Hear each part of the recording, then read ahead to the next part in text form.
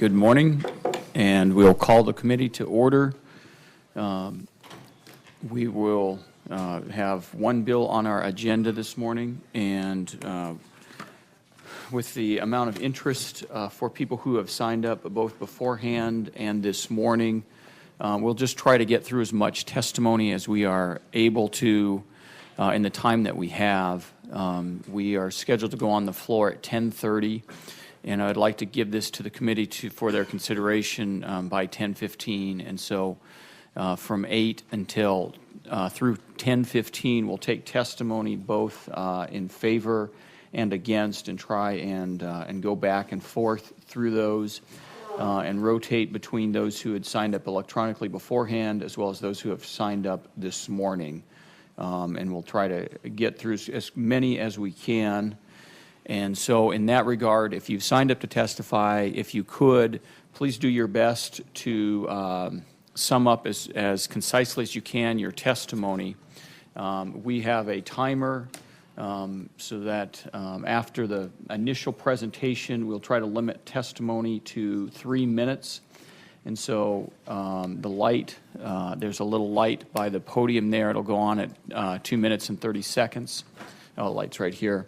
And then at 3 minutes, I'd ask you to stop. And so sum up at about 2 minutes, 30 seconds. And then there may be questions from the committee, and we'll get to those as, if they have questions for you as a presenter. With that, I'd like to call Dakota Moore. Dakota, if you want to come up and say who you're with. And then, Jordan, are you running the PowerPoint? Okay.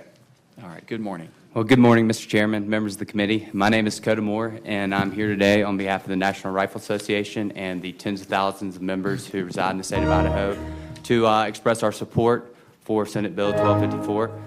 If it pleases the committee, I'd like to use the assistance of a PowerPoint presentation in presenting my testimony. Go ahead. Thank you. Mr. Chairman? Yes. I'm sorry, Mr. Chairman. I'm just a little confused. Is this gentleman presenting the bill? Because Yes. we seem to have skipped that step. So you're not going to be presenting the bill Right. today? Yeah, I'm going to run the meeting and have him present. All right. Thank you, Mr. Chairman. Thank you. Well, members of the committee, thank you for indulging my request for the PowerPoint. How would that do this? Okay. As I said, I'm here on behalf of the National Rifle Association to express our support for Senate Bill 1255. If it pleases the committee, I'm going to start out by doing a brief history on how we got to this point, and then delve into the legislation itself and follow that up with a few issues surrounding the bill. I would be remiss if I didn't begin my testimony with pointing out the Constitution of both the United States of America and the state of Idaho. The Second Amendment of the Constitution explicitly states the right of the people to keep and bear arms shall not be infringed. This has been interpreted by a majority's decision in Heller to be a fundamental individual right and has been incorporated into the 14th Amendment during the McDonald decision. The Idaho Constitution goes into far more detail and explicitly prohibits any public entity from abridging an individual's right to keep and bear arms, except with regard to concealed carry and who may do so. I would like to start this by a brief legislative history. As many of you are probably very familiar, this isn't the first time that this type of legislation has come across y'all's desk. In 2011, House Bill 222 came across, was passed by a large majority in the House of Representatives, a 48 to 22 vote. It was different from 1254 in that it attempted to prohibit public colleges and universities from enacting regulations relating to firearms, whereas 1254 gives them that authority but prohibits certain regulations. As many of y'all know, it failed in this committee. There were a lot of concerns about the expansiveness of the bill. A few of the primary concerns with 222 were that, first of all, no firearm experience or training requirements for possession. There were also no age restrictions for possession. If you were legally old enough to possess a firearm, then you could legally possess one on a college campus. Furthermore, a lot of people were concerned about how this would affect universities' ability to host different sporting events and entertainment events. that issue was raised, and putatively the universities are saying that this would increase the restrictions on that. The last concern that was prominently raised within this committee was the juxtaposition between alcohol consumption and possession of firearms. As you can see, 1254 addresses every one of those concerns, the primary concerns that was raised in this committee. One of the concerns was no training requirements for possession. When order to possess under 1254, you either have to be a retired law enforcement personnel or receive an enhanced training permit. For law enforcement personnel, it requires 15 years of service. You must have been employed, must have been discharged or retired in good standing. And even with that, you must have show proof that you received some type of qualifying firearms training in the past 12 months. For the enhanced carry, I know that this is a fairly new law, so some of y'all might not be as familiar with it. But some of the training requirements for the enhanced carry is that it must be taught by a certified course instructor. It must include at least 8 hours of instruction. It includes a firearms law portion that must either be taught by a licensed member of the Idaho Bar or a certified peace officer. The criteria during the instruction is you must learn safe handling and use of handguns. You must learn self-defense principles, and you must complete a live fire training of more than 98 rounds, or at least 98 rounds. Addressing the concerns with the age requirement. 3302H explicitly provides that in order to qualify, you must have been active duty law enforcement for an aggregate of 15 years. So therefore, you're going to be over the age of 21, probably much older. Under 183302K, even though it's not explicit in the statute, by virtue of a cross-reference to 3302L, you must be over the age of 21 in order to qualify for this permit. And once again, at the bottom, only law-abiding, responsible adults over the age of 21 will be able to avail themselves of this privilege. Addressing the concern with stadiums and arenas.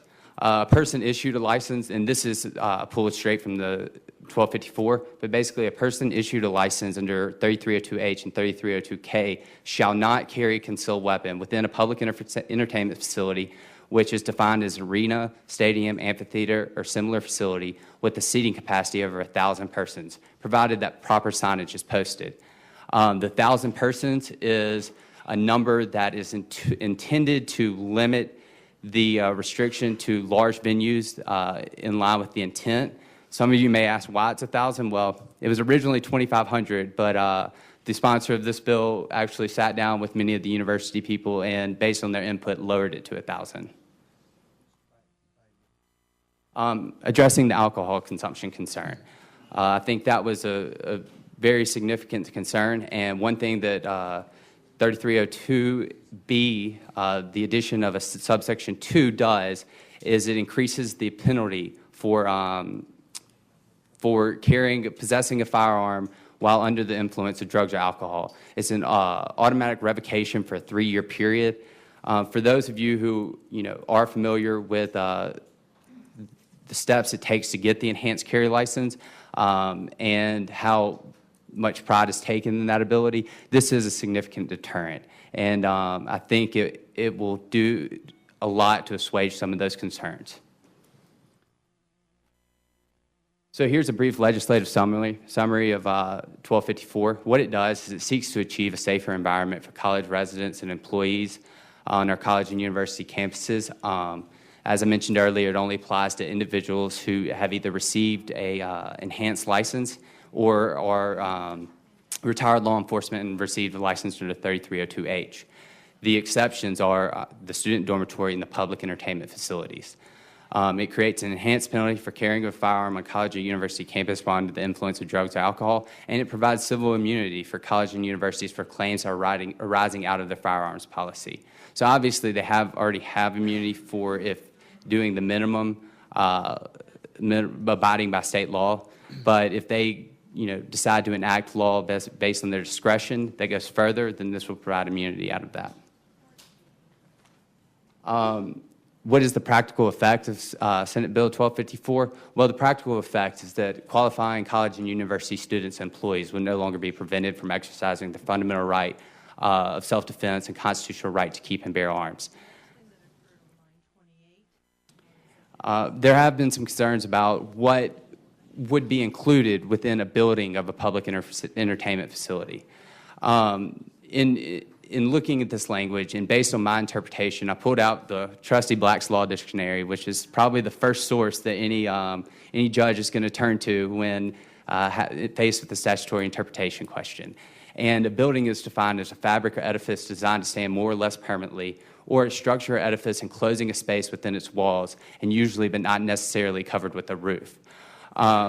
Based on that interpretation, you got to think of it as structural confines. The reason the word building was included in this language, based on my interpretation, is the fact that it would be, for instance, if they tried to say that a recreational facility, so intramural football field is a sporting facility and is capable, 1,000 people could sit on that field, but it has no structure, associated with it that you have to enter into. And so what we wanted to do was make sure that these weren't roaming gun-free zones, that you knew that you were entering one based on the signage posting, and that was it. So the question of whether Bronco Stadium would qualify as a building, well, yes, I think it meets the almost exact definition of what an edifice is.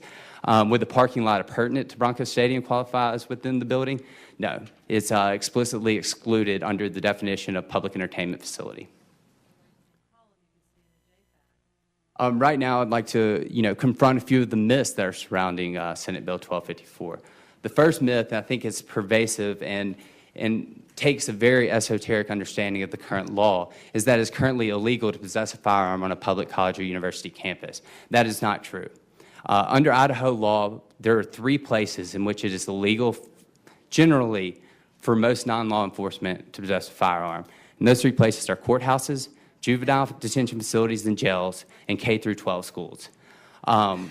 Idaho Code 183302J has been interpreted by the universities and colleges to give them the authority to regulate matters relating to firearms. However, public colleges and universities do not have authority to enact criminal law. So what does this mean? The practical effect is that public colleges and universities have interpreted as they can, and they have enacted prohibitions regarding firearms on campus. The effect for non-university affiliated individuals is that if it's currently legal for you to possess a firearm on a public college or university campus. The most that the college or university can do is ask you to leave, and then if you refuse to do so, attempt to prosecute you under the criminal trespass statute. However, the effect for public college and university students and employees is that basically the university has contractual authority over them, and so that they can enforce that regulation and do enforce this regulation through suspension, expulsion, termination, or leave.